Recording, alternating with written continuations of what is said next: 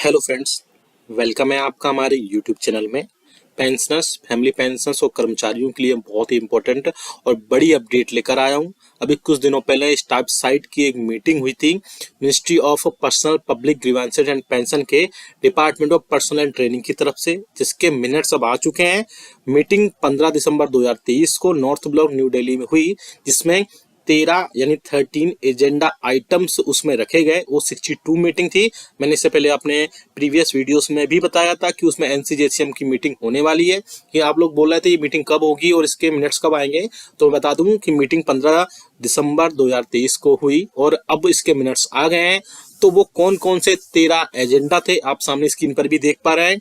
क्या क्या उनका आंसर आया है। कर्मचारियों, पेंशन, फैमिली पेंशन के लिए बहुत सारी डिटेल्स इसमें, जो उनके इश्यूज हैं, जो उनकी डिमांड्स हैं, या उनके जो अलग अलग लेवल पर रिक्वेस्ट हैं। तो पूरा थोड़ा वीडियो लंबा हो जाएगा, लेकिन आपके इसमें 13 जो एजेंडा है और उनके जो आंसर्स हैं, जो अलग अलग मिनिस्ट्रीज और डिपार्टमेंट की तरफ से दिए गए, वो सारी बहुत इंपॉर्टेंट है। इसलिए इस वीडियो को बिल्कुल ध्यान से देखिएगा और इस वीडियो को पूरा लास्ट तक देखिएगा। और एक चीज आपके लिए और बता दें, अगर आप चैनल पर पहली बार आए तो चैनल को जरूर सब्सक्राइब करिएगा। साथ ही साथ आप हमारी वीडियोस की लेटेस्ट नोटिफिकेशन के लिए घंटे के निशान को यानी कि बेल आइकन को प्रेस करना बिल्कुल मत भूलिएगा। तभी आपके पास हमारी वीडियोस की लेटेस्ट नोटिफिकेशन आ पाएगी और आप हमारी वीडियोस को इसी तरीके से आगे भी वॉच कर पाएंगे। जैसे आपकी स्क्रीन पर दिखाई दे रहा है, ये नोटिफिकेशन 26 दिसंबर 2023 का है। गवर्नमेंट ऑफ इंडिया की तरफ से ministry of personnel public grievances and pensioners के department of personnel and training की तरफ से ये एस्टेब्लिशमेंट सेक्शन की तरफ से जारी किया गया है, जिसमें आप देख सकते हैं सब्जेक्ट में minutes of the meeting under the chairmanship of additional secretary PP to discuss the 13 agenda items of the 62 meeting of standing committee of national council JCM। अब कौन कौन से वो मैटर थे सारा हम डिटेल में जानेंगे और क्या क्या रिप्लाई आया वो सारी इसमें देखेंगे हम। ये थोड़ा सा पहला मैटर आप देख सकते हैं। इसमें पहला मैटर ये था कि जो स्टाफ साइड यानी यूनियंस थी, उन्होंने एक इशू रेस किया था कि जो रिमोट एरियाज में पेंशनर्स रहते हैं, उनकी लैक ऑफ अवेयरनेस या पुअर कनेक्टिविटी के चलते उनके जो भी बहुत सारे इश्यूज होते हैं वो उसमें मैकेनिज्म में नहीं आ पाते हैं, जिसके चलते उनको बहुत सारी दिक्कतों का सामना करना पड़ता है। उसी के बाद में गवर्नमेंट का ये आंसर आया है। आप देख सकते हैं the item strengthening of grievance redressal mechanism, और ये आप सारी चीजें हैं। इसमें उन्होंने बोला है कि गवर्नमेंट ने बोला है कि अलग अलग लेवल पर गवर्नमेंट ने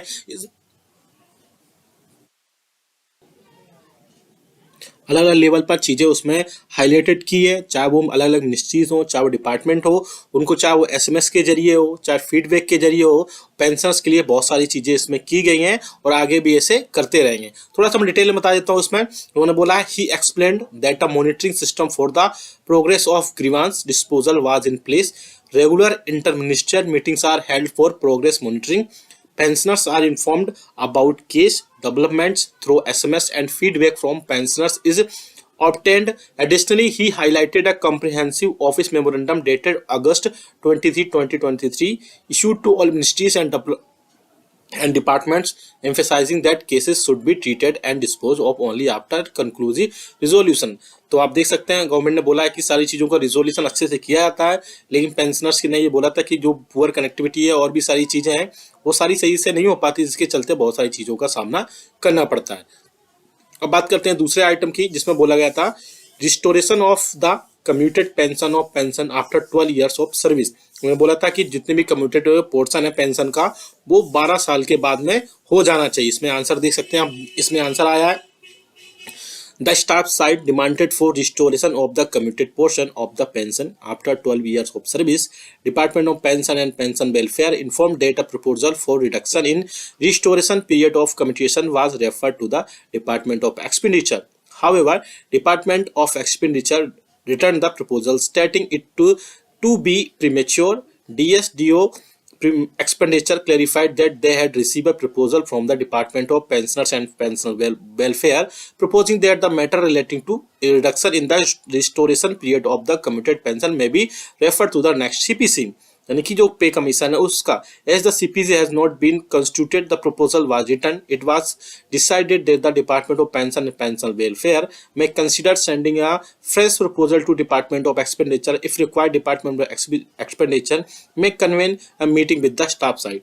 यानी उन्होंने बोला है कि जो department of pension and pension welfare है, उन्होंने डिपार्टमेंट ऑफ एक्सपेंडिचर को, जो कि आपकी कमिटेड पोर्शन होता है पेंशन का, वो 12 साल की जगह 12 साल में करने को बोला था, और उसमें भी समय थोड़ा सा कम करने के लिए बोला है। अब आगे जो भी मैटर इसमें होगा, उन्होंने डिपार्टमेंट ऑफ एक्सपेंडिचर ने प्रपोजल को लिया है, और साथ ही साथ उन्होंने बोला है कि जो फ्रेश प्रपोजल है वो दिया जाए, उसमें और भी कई सारी चीजें ऐड करके, जिसके चलते उनको आगे उसमें प्रॉब्लम ना हो। नेक्स्ट पॉइंट देख सकते हैं आप, third point, payment of FMA to employees and pensioners of the national institute of Ayurveda and bring the employees of the institutes within the ambit of CSSMA rules ministry of AYUSH. पहली थोड़ी एक चीज और बता दूं मैं कि अगर आप इस पूरे जो भी हम सर्कुलर पढ़ रहे हैं इसका प्रिंट आउट चाहते हैं, इसका आप PDF चाहते हैं, तो कमेंट बॉक्स में यस लिख दीजिएगा, और डिस्क्रिप्शन बॉक्स में जा करके वीडियो को लाइक करके और डिस्क्रिप्शन बॉक्स में जा करके आपको ये पूरी डाउनलोड कर लेंगे, आप डिटेल में पढ़ सकते हैं इसको।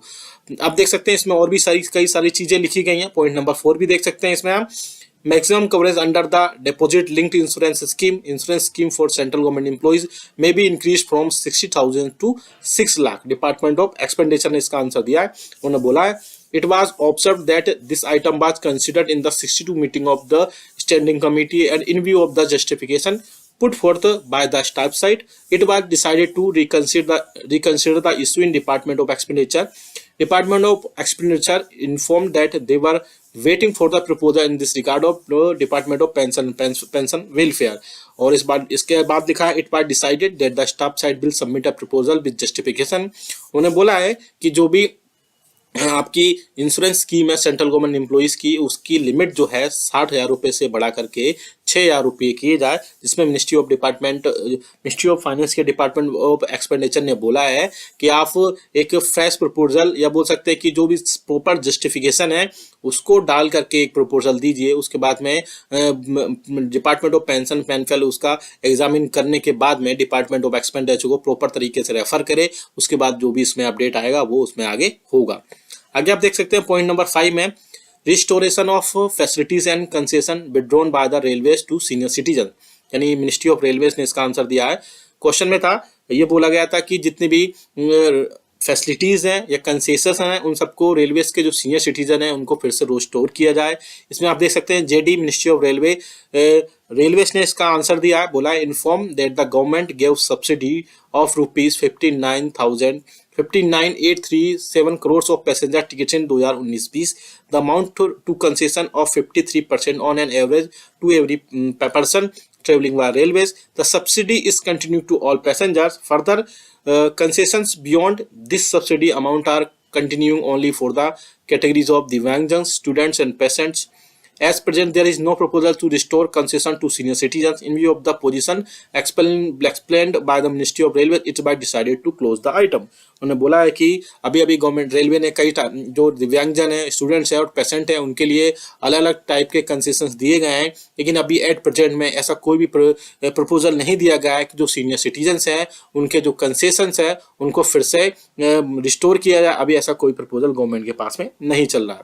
नेक्स्ट की बात करें 6 की, pension to be exempt from the preview of income tax, ये डिपार्टमेंट रेवेन्यू CBDT को इसका आंसर देना था।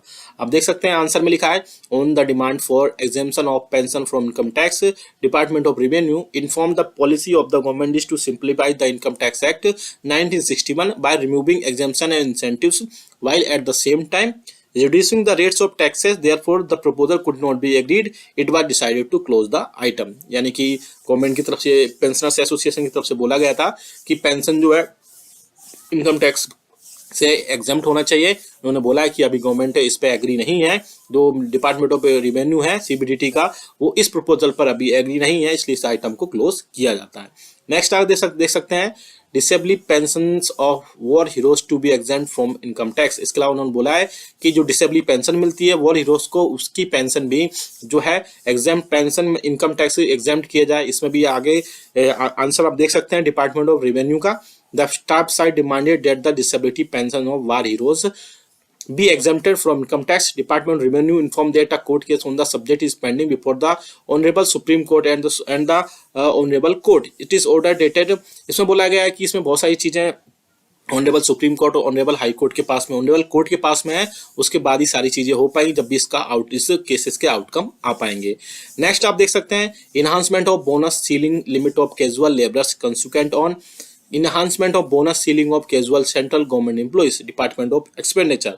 इसमें भी वही सारी चीजें हैं कि बोनस सीलिंग की जो लिमिट है वो कैजुअल लेबर्स के लिए बढ़ाई जाए, और भी कई सारी चीजें हैं इसमें सेंट्रल गवर्नमेंट एम्प्लॉइज के लिए भी सारी चीजें बढ़ाई जाए। अभी इसमें बोला गया है कि एक फ्रेश ड्राफ्ट और भी कई सारी चीजें हैं वो कैजुअल वर्कर्स के लिए ऐड होंगी, उसके बाद ही आ पाएंगी। हालांकि ये मैटर पेंशनर से रिलेटेड नहीं, इसमें थोड़ा डिटेल में इसको नहीं देख रहा हूँ। नेक्स्ट है point number 9, grant of risk allowances to central government employees including defense civilian employees and inclusion of new hazardous activities in the list of grant of risk allowances। ये आंसर दिया है department of pension and DOPT की तरफ से। It was noted that DOPT has issued orders for grant of risk allowance at revised rates with effect from 3/11/2020. Department of Expenditure was of the view that this benefit cannot be given with retrospective effect. The staff side brought to the notice that there was a disparity of risk allowances rates between the fire services employees and the employees of defense and railway engaged in hazardous activities. It was also brought to the notice by the staff side. The Ministry of Railways and Department of Defence had constituted a committee in this regard. It was decided to take up a matter with Ministry of Railways and Ministry of Defence। तो उन्होंने बोला है कि जो भी central government employees के लिए जो लिए डिफेंस सिविलियन एम्प्लॉइज काम करते हैं, उनके जो भी हैजार्डस एक्टिविटीज में काम करते हैं उनके लिए ग्रांट रिस्क अलाउंसेस को ग्रांट किया जाए। उन्होंने बोला है कि अलग अलग it was also brought to the notice by the staff side that ministry of railways and department of defence जो है वो कमेटी कंस्टिट्यूट की गई इसके रिगार्डिंग। जल्द से जल्द इस पर भी कोई ना कोई फैसला जरूर लिया जाएगा। पॉइंट नंबर 10 है, आप देख सकते हैं MSCP to be made effective from 1/1/2006 in implementation of the जज of the supreme court, honourable supreme court. इसका आंसर भी डीओपीटी की तरफ से दिया गया है। नेक्स्ट आप देख सकते हैं पॉइंट नंबर 11, वो भी काफी इंपॉर्टेंट है, grant of 1 notional increment for those who retired on the superannuation of 30 June. DOPT ने इसका आंसर दिया है। इसमें भी कई सारी चीजें हैं और आप इसको देख सकते हैं। द स्टाफ साइड लगातार कर्मचारियों पेंशन के लिए सारी चीजें रखता रहा है और इसके अलावा भी इसमें सारी चीजें होंगी। पॉइंट नंबर 12 भी आप देख सकते हैं, applicability of the 7th CPC revision benefit those who retired on 31/12/2015। Next है to specify time frame from the completion of disciplinary cases in the case of pensioners, यानी जो भी पेंशनर्स के डिस्प्लिनरी केसेस हैं वो टाइम फ्रेम में हुए और सारी चीजें हों, इसके अलावा ये सारी चीजें इसमें निकाली गई हैं। आप देख सकते हैं सारी चीजें मैंने डिटेल में बताई हैं। इसके अलावा भी अगर आपको इसको डिटेल में चाहते हैं तो आप कमेंट बॉक्स में वीडियो को पहले लाइक करिएगा, कमेंट बॉक्स में यस लिखिएगा, उसके बाद आपको ये पीडीएफ डाउनलोड करने को मिलेगा और आप